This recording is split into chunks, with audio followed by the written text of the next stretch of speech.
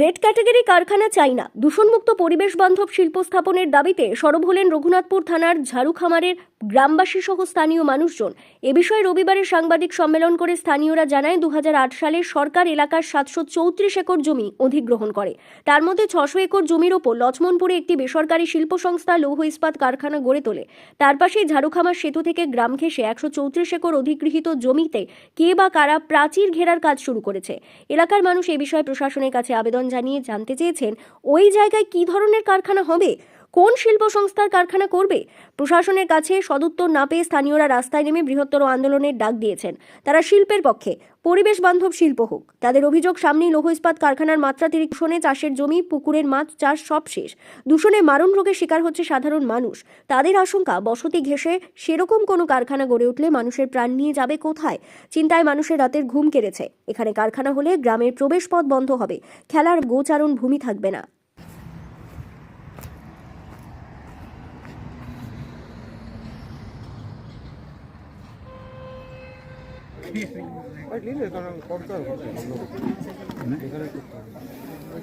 চলুন আপনারা বসেন।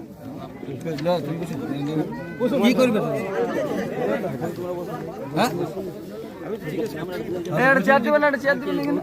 জানিয়েছি, কিন্তু সেখান থেকে কোনো উত্তর পাওয়া যায়নি।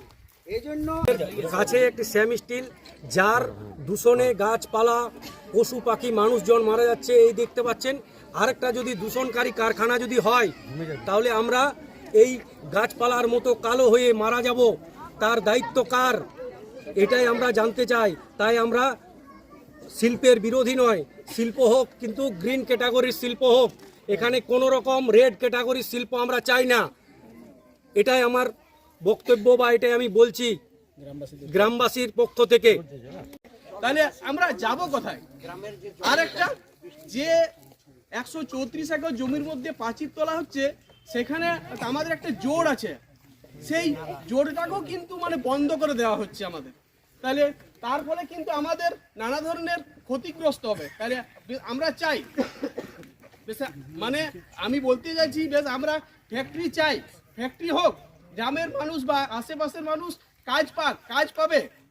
কিন্তু ওই শাকম্বরীর মতো মানে যাতে স্পঞ্জ আয়রন কারখানা যেন না হয়। আমাদের মূল দাবি হচ্ছে যে স্পঞ্জ আয়রন কারখানা যেন না হয়, বাকি যে কোনো মানে বেশ কারখানা হোক, মানে সেটা আমরা। আমার গ্রামবাসী প্রশাসনের কাছে জানতে চেয়েছিলাম যে এটা কেন হচ্ছে, কিন্তু সদুত্তর পাইনি। এটা যে এখানে আমাদের স্পঞ্জ আয়রন কারখানার মতো দূষণযুক্ত কারখানা হতে চলেছে, এটা আমরা খবর পেয়েছি। কিন্তু এই দূষণকারী কারখানা যদি হয়, তাহলে আমাদের পরিবেশ, আমাদের গ্রামের প্রচণ্ড ক্ষতি হবে। এবার আমরা চাইছি যে এখানে কোনো রকম দূষণকারী কারখানা যেমন না হয়, এখানে গ্রিন ক্যাটাগরির কারখানা হোক, আমাদের তাতে কোনো আপত্তি নেই। আমাদের গ্রামবাসী রেড ক্যাটাগরির যে কারখানা, সেই কারখানার চরম বিরোধী। এইখানে যদি কোনো রকম রেড ক্যাটাগরির কারখানা হয়, তাহলে আমরা আরও বৃহত্তর আন্দোলন করব এবং প্রশাসনকে এটা আগের থেকে আমরা বলে রাখছি। আর আমার সমস্ত গ্রামবাসী একত্রিত হয়ে এটার উপর লড়বো আমরা। আপনার নাম? আমার নাম শান্তপ্রসাদ মণ্ডল, আমি ঝাড়ুখামার গ্রামের একজন বাসিন্দা। সম্মেলন ডেকেছেন, কি বিষয়টা যদি বলেন। মানে বেশ প্রথমত যে মানে 2008 সালে যে সরকার জমিটা মানে বেশ অধিগ্রহণ করেছিল 734 একর, তার মধ্যে 600 একর জমিতে স্যাম স্টিল হয়েছে। বাকি যে 134 একর আছে, যেটা মানে ঝাড়ুখামার মৌজার মধ্যে, সেই ঝাড়ুখামার একদম ঠিক গ্রামের মানে 50 মিটার মানে দূরত্বের মধ্যে এখন মানে কে বা কারা পাঁচিল তুলছে, মানে গ্রামবাসী কিন্তু জানে না।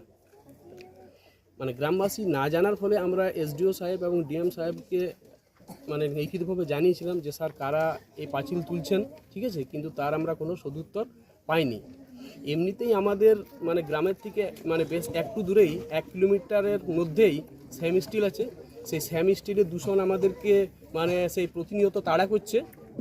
তার উপর বেশ আবার যদি স্পঞ্জ আয়রনের মতো মানে গ্রামবাসী সবাই মানে বেশ আশঙ্কা করছে যে স্পঞ্জ আয়রন মানে বেশ এখানে হতে চলেছে, তাহলে বেশ একটা মানে কারখানার দূষণ নিয়ে আমরা মানে জর্জরিত। তারপর আবার যদি স্পঞ্জ আয়রনের মতো রেড ক্যাটাগরির কারখানা হয়, তাহলে কিন্তু আমরা এখান থেকে মনে হয় মানে ভিটেমাটি ছেড়ে আমাদেরকে মানে চলে যেতে হবে।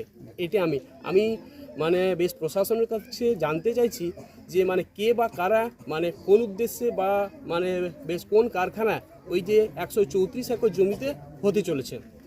আরেকটা কথা, যদি কারখানা হয় তাহলে ঝাড়ুখামার গ্রামের যে মানে সেই প্রবেশপথ মানে যেটা মূল প্রবেশপথ, সেই মানে মূল প্রবেশপথটা আমাদের মানে কোন দিক দিয়ে হবে, ওইটাই আমাদের মানে মূল প্রবেশপথ। তাহলে ওই সমস্ত সমাধান না করে হঠাৎ মানে কিভাবে পাঁচিল বেশ তোলা হচ্ছে, মানে সেটাই আমার মানে প্রশাসনের কাছে একটা প্রশ্ন। ওকে, আপনার নাম? আমার নাম প্রকাশ মণ্ডল, আমি একজন সাধারণ গ্রামবাসী।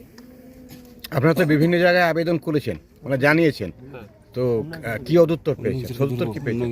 না বেশ আমরা কোনো সদুত্তর পাইনি, এবং আমরা মানে আবার মানে সেই রিমাইন্ডার দিয়েছিলাম, কিন্তু তারও মানে কোনো সদুত্তর আমরা পাইনি।